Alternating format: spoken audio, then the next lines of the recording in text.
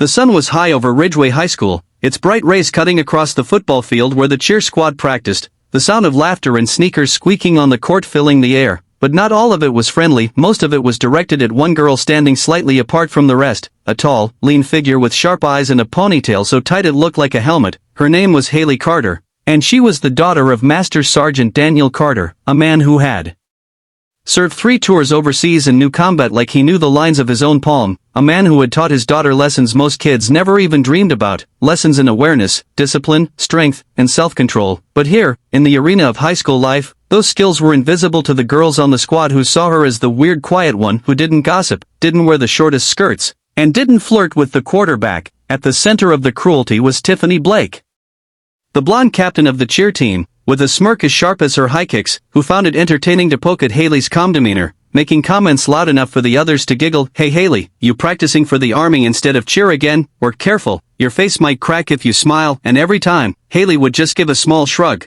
refusing to give Tiffany the satisfaction of a reaction. But inside, a storm brewed. Hailey's father had always told her, in combat or in life, the first fight is in your mind, don't let them take your focus.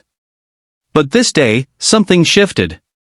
It began when Tiffany accidentally spilled a bottle of sports drink over Hailey's uniform, the cold liquid soaking her front as the team burst into laughter. Hailey quietly excused herself to the locker room, her hands steady but her jaw tight, the sound of her father's voice echoing in her mind. "Control your breathing.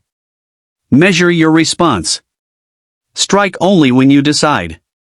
She changed, came back, and finished practice without a word. But later that afternoon, walking home through the quiet back alley shortcut, she heard voices behind her, Tiffany and her 2 sidekicks, Kendra and Molly, giggling and saying things just loud enough to be heard, mocking her walk, her army dad, and even her mother who had passed away when Hailey was 8. That last part burned deep, but she kept walking, until Tiffany stepped in front of her, blocking the path, fake sweetness dripping from her voice as she said, "You think you're so much better than us, little soldier girl?"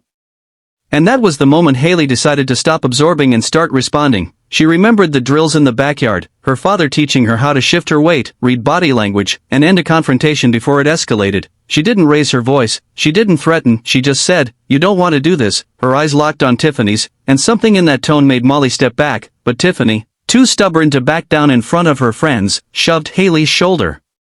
In less than a heartbeat, Hailey's left hand trapped Tiffany's wrist, her right foot swept Tiffany's legs out from under her, and the captain of the cheer squad landed flat on her back, air knocked from her lungs, shock painted across her face. Kendra lunged forward, but Hailey pivoted, using her attacker's momentum to flip her onto the grass with a controlled hip throw, then turned to face Molly, who froze completely. Hailey didn't advance, didn't gloat, she simply said, "Go home," her voice calm and firm, and one by one, they scrambled up and ran. The alley was silent except for the sound of her own steady breathing. She knew she hadn't just defended herself physically, she had drawn a line that wouldn't be crossed again. What she didn't know yet was that this little skirmish was just the opening act, because the next day, rumors would spread like wildfire, videos would surface online, and a much bigger storm was coming, one that would push her father's lessons to the ultimate test.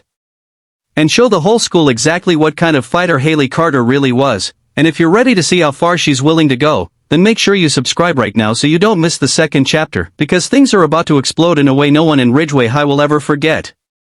The next morning, Ridgeway High buzzed with a different kind of energy. Students clustered in hallways, heads bent over phone screens, whispering, pointing, gasping. The clip was only 30 seconds long, grainy and shot from behind a dumpster, but it was clear enough. Tiffany Blake, cheer captain, being swept off her feet and landing on her back, Kendra hitting the grass a heartbeat later, and Hailey Carter standing like a statue in the alley, calm, unshaken. By lunch period, the video had been reposted on Instagram, Snapchat, and even a meme page, and while some students cheered Hailey on, calling her G.I. Jane or Ridgeway Rambo, others whispered that she'd gone psycho and attacked the squad to fuel for Tiffany's bruised ego. Hailey ignored the stares, the muttered comments, but she could feel the tension building like static in the air, because Tiffany wasn't the type to let things go. And sure enough, that afternoon, as Hailey was leaving school, she found her path blocked again.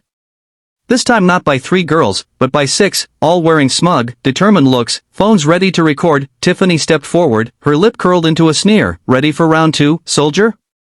Hailey scanned the group, 2 bigger girls she didn't recognize, probably pulled from the soccer team, and the rest familiar faces from cheer. Her father's voice came back to her, low and steady in memory. "If they outnumber you, break the circle, create space, control the pace." She dropped her backpack to the ground, her stance loosening, shoulders relaxed but eyes razor-sharp. Tiffany made the first move, lunging forward with a clumsy grab. Hailey sidestepped, catching her wrist and pivoting into an armbar that sent Tiffany sprawling to the pavement. One of the soccer girls charged from the left, but Hailey's foot snapped up in a front kick to the midsection, folding her in half. Before the others could close in, Hailey moved, not wildly, but with precise bursts of speed, ducking under a swing, grabbing a collar, twisting into a shoulder throw that sent another girl tumbling. The crowd that had gathered was no longer silent. They were shouting, gasping, cheering, phones everywhere recording every movement. One of the soccer girls tried to tackle her from behind, but Hailey dropped low, rolling forward, letting the girl's own momentum send her stumbling past. When Hailey came up, she planted her feet and let her voice cut through the noise, calm but commanding. "This ends now. Walk away." For a moment, no one moved, but then the soccer girls exchanged looks, realized this wasn't worth the bruises, and stepped back. Tiffany, face flushed with anger and humiliation, pushed herself up, but Hailey simply looked at her, not with hatred, not with triumph, but with a quiet, unshakable certainty that said, "You lost before you even began." Tiffany's mouth opened, then closed. She turned and stormed off, her little army scattering after her. The crowd erupted in cheers, and while Hailey didn't smile, something in her chest felt lighter. She hadn't just won a fight, she'd ended a war. Later that night, her father found her in the kitchen, cleaning a scrape on her knuckle, and simply said, "You kept your head. That's the real victory." She nodded, feeling the truth of it, not just in the way the school now looked at her with a mix of respect and caution, but in the way she knew she could face anything without losing herself. And as the clip of the alley fight and the parking lot showdown racked up thousands of views online, people kept asking for the full story. So here it is, and if you want more stories like this, more moments where the underestimated rise and stand unshaken, make sure you hit that subscribe button right now. Because there's always another battle coming, and you won't want to miss the next one.